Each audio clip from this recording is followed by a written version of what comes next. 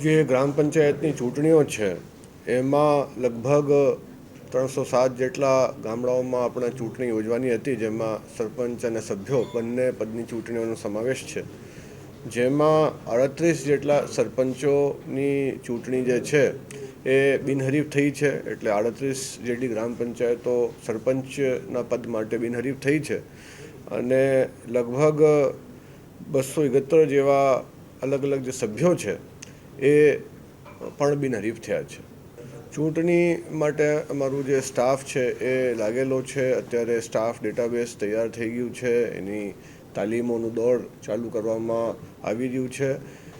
Material જે છે એના માટેની ટેન્ડર વિધિ, આ બધી પ્રક્રિયા પણ પૂર્ણતાના આરે છે અને હવે સંવેદનશીલ મતદાન મથકો વગેરેની પોલીસ તંત્ર સાથે બેઠક કરી, આઈડેન્ટિફાય કરી એ દિશામાં જે પૂરતી વ્યવસ્થા કરી ચૂંટણી સમયસર અને યોગ્ય રીતે સુચારુ રીતે યોજવામાં આવશે. મતદારોની વિગતો એ અત્યારે હાથ વગે નથી, પરંતુ બાકીની જે તૈયારીઓ છે બધી રાબેતા મુજબ ચાલી રહી છે. સમરસના જેમ મેં કીધું કે 38 સરપંચોની જે સીટ છે એ સમરસ થઈ છે. એ હજી પોલીસ તંત્ર સાથે, જેમ મેં અગાઉ કીધું, એની ચર્ચા વિચારણા પ્રાંત લેવલે થઈ રહી છે. ત્યારબાદ અહીંયા જિલ્લા લેવલે એનું અપ્રુવલ થઈને ફાઇનલાઇઝ થશે. ચૂંટણી જે છે એના જે પ્રોટોકોલ્સ છે એ પ્રમાણેની તમામ વ્યવસ્થા કરવામાં આવી છે.